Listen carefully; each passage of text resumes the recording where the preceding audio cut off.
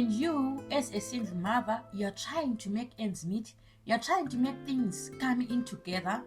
And when you apply for your children who suffered emotional torture because you left them and you came to look for greener pastures overseas, they are then denied the visa. And what is up, guys? When one is relocating to overseas, especially if they're a family person, they always have one dream, and that dream is for their family to come and join them, be it in the United Kingdom or wherever they are going to live. As you all know, if you have a family is a very important unit. It is very essential. It meets the diverse needs throughout the various phases of life, be it emotional support, psychological support, giving you a sense of belonging. A family is very important. But this article that I read yesterday, and for the first time in my life, I was cursing throughout reading this article. Dependents are being denied visas, and some of the reasons which are given, guys, I was like, WTF? So this is what I'm going to be talking about in today's video. And if you're new to my channel, my name is Pauline Popomoyo, and this is the channel where we keep things real, and I will not waste any of your time, guys. Let's dive right into the video. No comparison. I'm a savage, yeah. Classy, bougie, ratchet, yeah. Sassy, moody, nasty, yeah. Hacking, stupid. What was happening? What was happening? I'm a savage. So, guys, when I read this article, I think the reason why it touched me a lot is because I can relate to the situation. I realized that after reading the article, it really affects people who are single parents, people who are single mothers. They are not able to bring their children as young as 2 years here to UK. I'm going to be reading to you some of the reasons which were given by Home Office as reasons for denying an individual a visa. So myself, when I came here to UK, for me to be able to relocate my kids to come and join me here in the United Kingdom, I produced court documents which showed that I've got sole custody over the children, and I also produced documents indicating that I'm the one who's taking care of the children. I also presented an affidavit from the father which indicated that I have sole custody over the children and I've been responsible in taking care of the children. That's how my children were granted a visa to come and join me in the United Kingdom. Apparently, according to this article, this information that I've just shared with you is not enough for one to get a visa. Listen to what this article says. Observer investigation reveals children as young as 2 are being barred from joining their mothers in Britain. It states that the Home Office is systematically barring young children from joining their mothers in Britain, despite extensive proof the women are their primary caregivers, the investigation revealed. Before leaving, they say they had been reassured by their employers that their children will be able to follow in line with the current immigration rules permitting healthcare workers to bring close family members. But when they applied for the children's visas, the applications were rejected, and in refusal letters, the Home Office questioned why the children could not stay permanently with their grandparents or other relatives. In other cases, it said there was no reason why they could not go to live with their fathers, even though their mothers had sole custody or the fathers had not seen the children for years. Many of the letters addressed directly to the children conclude, "It was your mother's personal decision to depart for the UK, and you have not provided sufficient evidence to grant your visa on serious or compelling grounds." The fuck? The Observer has examined 10 cases and been alerted of 140 more where migrant women or single mothers have had visas for their children denied in the past 18 months. So guys, if you have not walked in the shoes of someone who has experienced what it is like to leave a very young child or leave young children and relocate to UK, you do not know the impact that it has on the individual. I relocated to UK, and when I relocated to UK, when I left, my daughter had just turned 4 years old, the youngest. She just turned 4 years old. It was the most painful thing for me to turn my back, looking at my children there, heartbroken, crying that their mother has left them. She's going to the United Kingdom. Remember, if you're a single parent, your children totally depend on you. And if you're a single parent, you might not know this, but because I have the experience of a single parent, your children always have separation anxiety. Like they've got this thing that, okay, our father left or my father left. If my mother is going away, what if she never returns? Because I was even contacted by my son's teacher, because she used to have my WhatsApp number. My son's teacher contacted me when I was here in UK, saying your son actually was crying in class. That was even 4 or 5 months after I'd left. He was crying in class. He was saying, what if my mother doesn't come back? What if my mother RIPs when she's now in UK? What is going to become of me, because I don't have a father here? And we all know, guys, that it happens that sometimes people come here to UK and they don't make it back to their countries alive. It does happen. We all know that.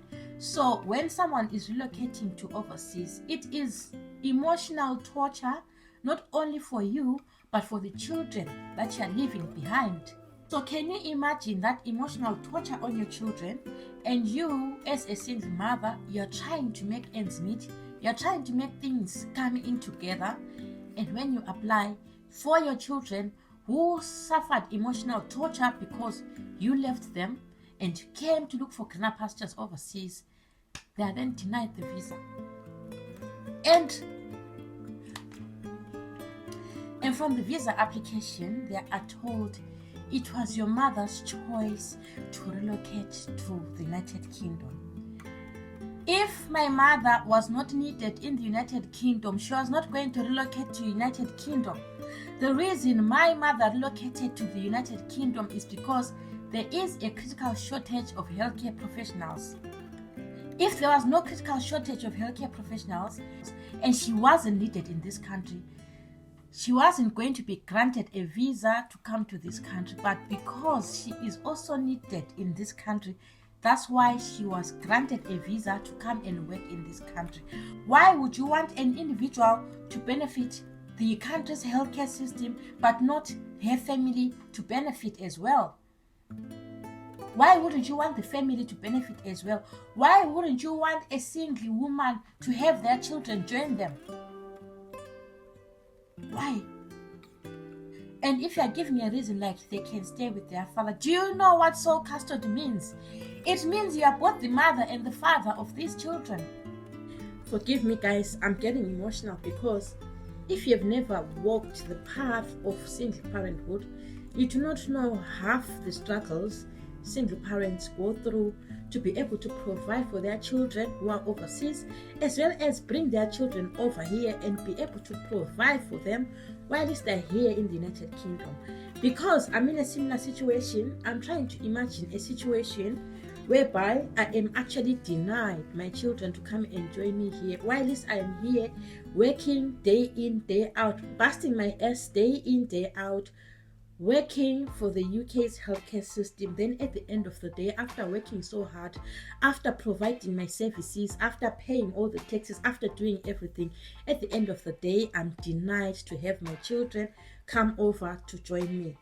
It would stress me as that individual, just the thought of it, because I'm in that situation and I know what it is like to be a single mother, and I know what it is like to be in the United Kingdom and leave your minor children overseas.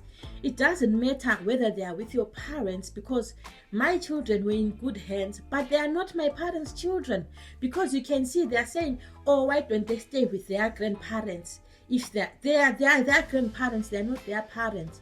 You are the mother of the children. Why would you want to take your responsibility and give it to your parents or give it to your friends or give it to your neighbors? It is your responsibility as a parent to take care of your children, and I don't think it's fair for one to be told that why don't you leave your children to be taken care of by their grandparents? It's their grandparents, it's not their parents. And you have to understand, it's very heartbreaking to a child who's being raised by a single mother, because they have got separation anxiety. They've got that one parent which they totally depend on. And if you are separating them, it's like they are losing that parent as well. And they really need to be with their parent. That's why I'm getting emotional about this issue, because I know I've walked in those shoes and I know what it is like to be here in the United Kingdom and not have your children with you, and you know that your children have got one parent and they depend mostly on one parent. That's why this is getting me emotional. And another thing, guys, if they're saying go and live with your father, the fact that it's called sole custody, it shows that the individual has no interest in being involved in the child's life. Remember, guys, some people are single parents. They don't even know where the fathers of their children are. That is a fact. So imagine, let's say you are applying for a visa for an 8-year-old child or a 10-year-old child. You have not seen the father in 10 years. You do not even know the whereabouts of the father in 10 years. And all of a sudden, you are told that the child can live with the father. WTF? Do you know where the father is? No, the person doesn't know where the father is. So why are you saying the child can live with the father? Here in UK, they fuss much about children being raised in good households. If you want a parent who has got sole custody to look for the father of the children, what guarantee do you have that the children are going to have a good life with the father? Or you only care about children only when they are in UK. You only care about their emotional, psychological feelings. Because here in UK, if a child is being raised in circumstances which are not good, they take the children. If the conditions are not good, they take the children. If the father is not supportive, the children are suffering, they're not getting food, they take the children. So why would you want a child to be given back to the father who has clearly washed his hands and is not actively involved in the child's life and is not taking care of the child? So what do you want the mother to do? Start searching the whole world for the father who disappeared? Besides, there is no bond between that person and these children. Who can take their children and go and leave them with a man that they haven't seen for 10 years? Guys, for 10 years. Proof that an individual is not involved in a child's upbringing. How do you prove that? What kind of proof are you going to provide the Home Office? If I am to ask, what kind of proof can you provide to prove that an individual is not involved in taking care of their children? What proof can you provide? What proof can you provide? And guess which countries are being denied visas? Zimbabwe, South Africa, Zambia, Kenya, India, countries with a poor socio-economic status. If you are a single mother and your children are overseas, each night is a torture. Each day is a torture. Each night is a torture. Your mind is constantly thinking of your children. You cannot even eat without thinking of your children. You can't go out and have a takeaway, because the moment you try to buy that takeaway, you ask yourself, what are my children eating in that poor country of mine? What are they eating? It is not easy. It is not easy. It is not easy to leave a minor child behind. And it is devastating to have a visa of a minor child to come and join their mother, whom they solely depend on, whom they only know as their only parent, who has been there for them from day 1 to day 50 or to day 100 or to day 10 years from the time they were born, and they know no other person. And there you are denying them a visa and saying, okay, maybe go and be with your father, but you don't even know who the father is. You don't even know where the father is.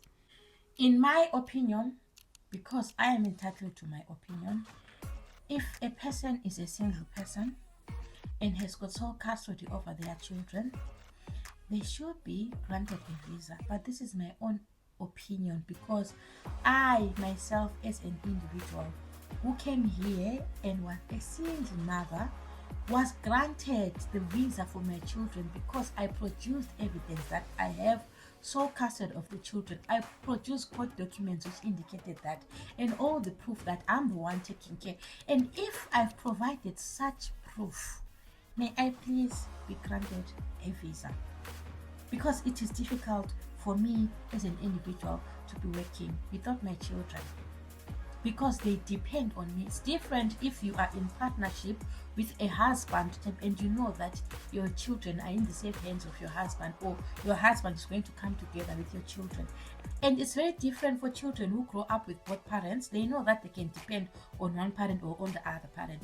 This child is only dependent on that one parent, and this child, just because that parent has left and gone overseas, there's a huge void left in their hearts.